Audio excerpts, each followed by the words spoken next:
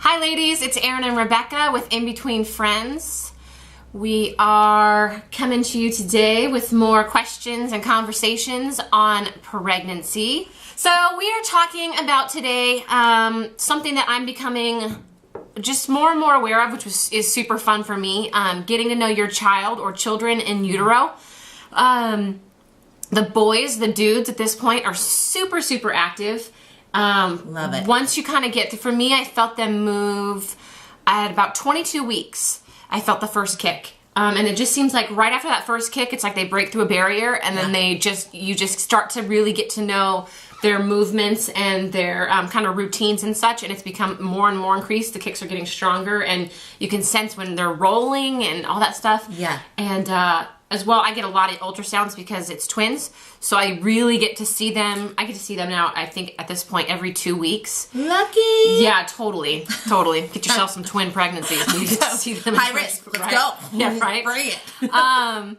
So I really get to kind of see their personalities, so much so that my husband and I have named them in utero because we want to see if these personalities maintain, and we've kind of given them names based on their personalities. So that's what we're talking about, getting to know them and how to connect with that and what to utilize it for later on.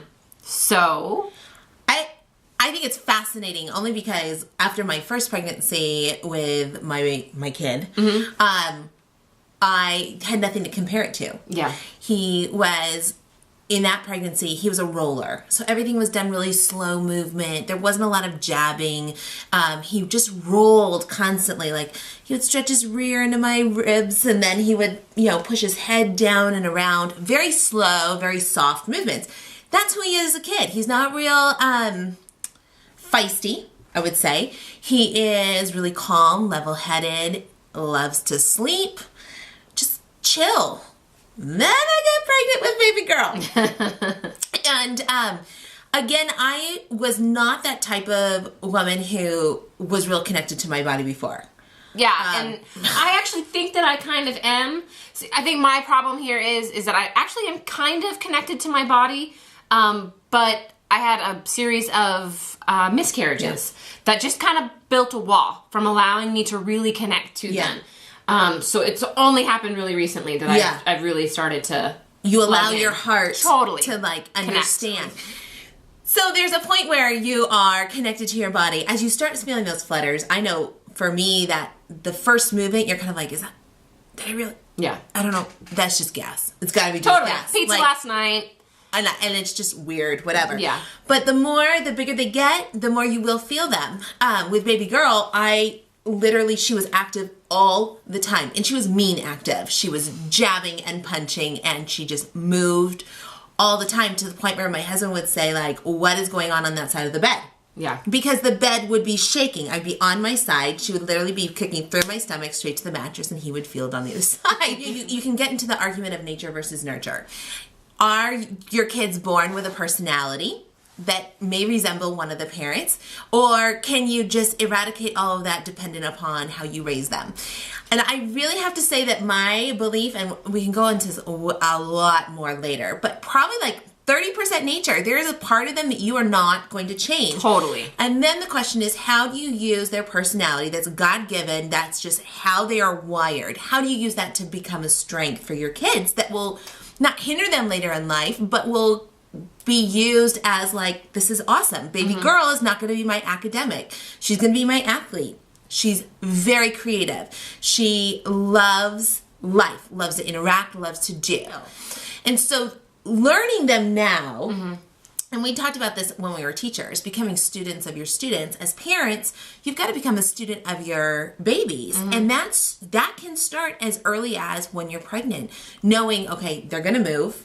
This is when they are active. Here's the time slot that they're active. And that totally happens if it hasn't happened for you yet.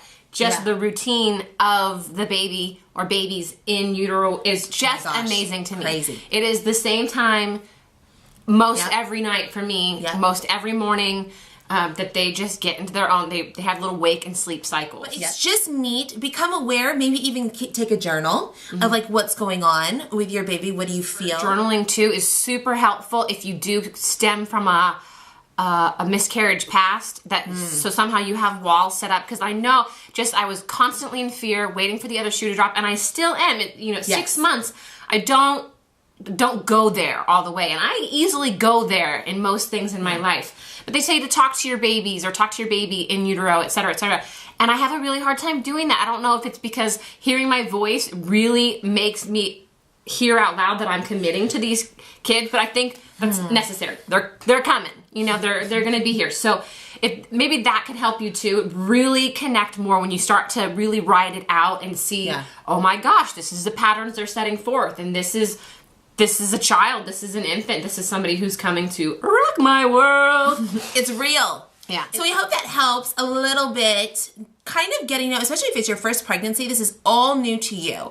Just start paying attention to what's going on inside. Not that you're not, but pay attention to like the rhythms of what's happening, because that will help you when they're first born kind of already know what makes your child tick. But we're just so glad that you're joining us. Check us out. Check us out at inbetweenfriends.com. And we'd love to hear from you. Please leave comments. Please leave questions. Please leave directives as to maybe things that we did not think of in this conversation or for further conversation. We loved having you, like Rebecca said, and we'll see you around. Have a great day. Peace.